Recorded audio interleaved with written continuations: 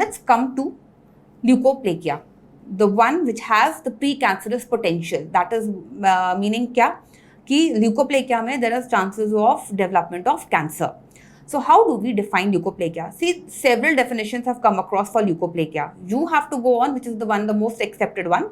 So the modified definition, that leukoplakia is a whitish patch or plaque that cannot be characterized clinically or pathologically as any other disease, not associated with any physical or chemical causative agent except the use of tobacco. So this is the definition you need to remember for leukoplakia. Now let's see the clinical features. Now leukoplakia, now word से समझ में आता है, leuko means white, plakia means patch, so it's a white patch. So it has the following clinical forms according to WHO. The first is homogeneous and non-homogeneous. Now from the word itself, homo means uniform, non means non-uniform. So homogeneous क्या रहेगा? There is uniform white color. It is flat, thin in appearance. It may exhibit shallow cracks and has a smooth, wrinkled or corrugated surface with a constant texture throughout. And the risk of malignant transformation is very low. Now, one common term which you will come across with leukoplakia is crack mud appearance. जो हमने बात की shallow cracks. This is very commonly asked कि crack mud appearance किस में दिखती है? So it's leukoplakia. Then there is non-homogeneous leukoplakia. So non समझ में आ रहा है, uniformly white नहीं रहेगा. It's a red and white patch. It's a mixed lesion. So red and white patch mixed. Maybe irregularly, flat, nodular, exophytic. You may form, several forms in this. The nodular lesions are characterized by white patches or nodules on an erythematous base, and there is high risk of malignant transformation. Now remember, whenever there is a red component present as compared to the white, the chances of malignancy increase. इसीलिए homogeneous leukoplakia जिसमें red component नहीं है, the risk of malignant transformation is low as compared to non-homogeneous leukoplakia. Then other forms are nodular leukoplakia. Then there is verrucous leukoplakia. Now let's come to homogeneous leukoplakia. So it refers to a localized lesion or extensive white patch that presents as a relatively consistent pattern throughout. Now you can see in the diagram itself or the pic itself, if you see, it's very clear in this. Okay, there is a uniform white patch. The surface of the lesion described variously as it can be corrugated. Now again, this is very commonly asked. The ebbing tide appearance किसमें दिखता है? So it is seen in homogeneous leukoplakia. Ebbing tide appearance. Then sometimes there is a pattern of fine lines. It can be wrinkled. As I said earlier, it can have a crack mud appearance, or sometimes it can have a papillomatous appearance. Then there is nodular leukoplakia. Now in the nodular leukoplakia, as you can see, there is a red base. Basically nodular leukoplakia जो हो रहा है वो आपका non homogeneous है, क्योंकि उसमें red component भी है, व्हाइट कंपोनेंट भी है. So there is a red base and उसमें आपको नोड्यूल्स दिख रहे हैं. So nodular or granular non-homogeneous leukoplakia refers to mixed red and white lesion in which small keratotic nodules are scattered over an atrophic part of the mucosa. So red base पे आपको white pattern मिल रहा है. This clinical variant is of special importance because of its extremely high rate of malignant transformation. So as I said earlier, red component आएगा तो malignant transformation आपका बढ़ जाएगा. Then another type is verrucous leukoplakia.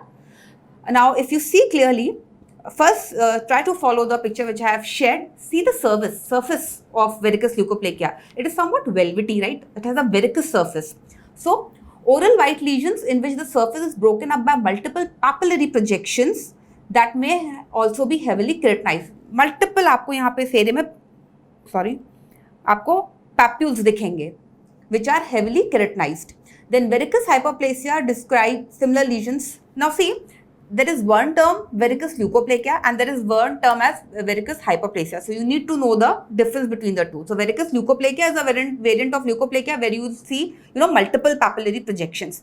उसी से मिलती जुलती appearance verrucous hyperplasia की रहती है, which is seen बहुत elderlies में दिखता है. It is seen in 6 to 8 decade of life on alveolar mucosa and cheek, and histopathologically you can very clearly differentiate even on the basis of your habit history and things. You can very clearly differentiate between verrucous leukoplakia and verrucous hyperplasia, but obviously histopathology is more accurate always. Now let's see the site. So leukoplakia can be found in almost in any location of the oral cavity, but it is more prevalent in buccal mucosa, gingiva, and the vermilion border of the lip. The lips, palate, maxillary mucosa, retromolar area, floor of the mouth, and tongue are less likely sites. The latter accounts for 93% of leukoplakia. Cheek, mandibular mucosa, leukoplakia of the floor of the mouth and tongue is only 1/4 prevalent as buccal area. सीधी सी बात है, only one thing you need to remember is the most common site for leukoplakia is your buccal mucosa, followed by the rest. So 90% of the cases you will find on buccal mucosa. or your sometimes in the alveolar mucosa as well. The age of onset is 30 years and the peak is around 50 to 60. Male to female ratio is 3:2 in recent years. These figures might be a little different if you go across other books and articles, but this is what the standard thing we follow. Now, etiology. So what is the etiology for leukoplakia? We all know the most सबसे बड़ा जो कारण है leukoplakia का develop होने का वो है habit of tobacco, right?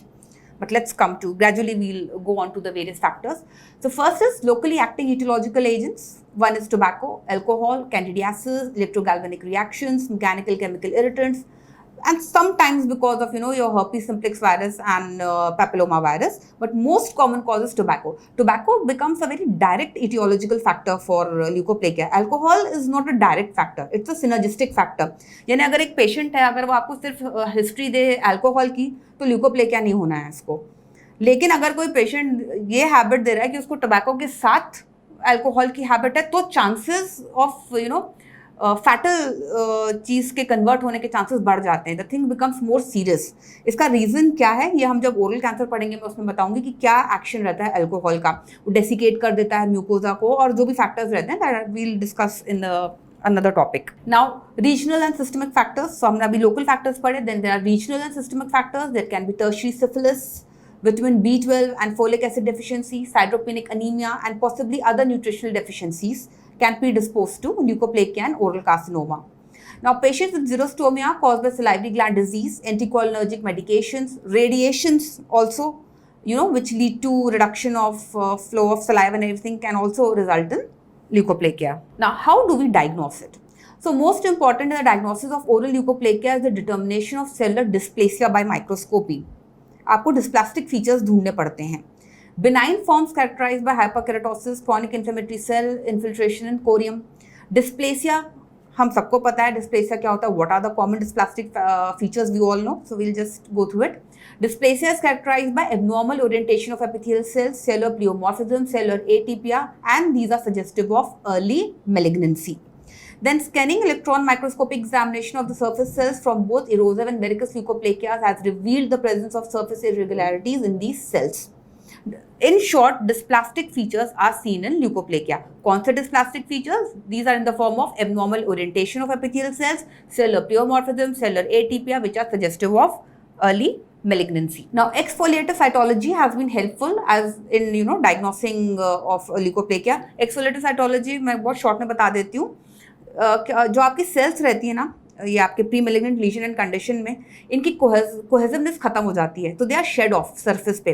So you scrape off the cells, you make a slide of it, you dry it and you stain it and you study it. That is your exfoliative cytology. उसके अलग अलग grades रहते हैं.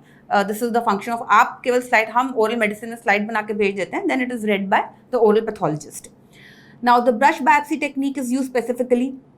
अब इसका भी मैं एक छोटा सा एक आइडिया दे देती हूँ. ब्रश बायोप्सी में क्या होता है, these are specially design brushes.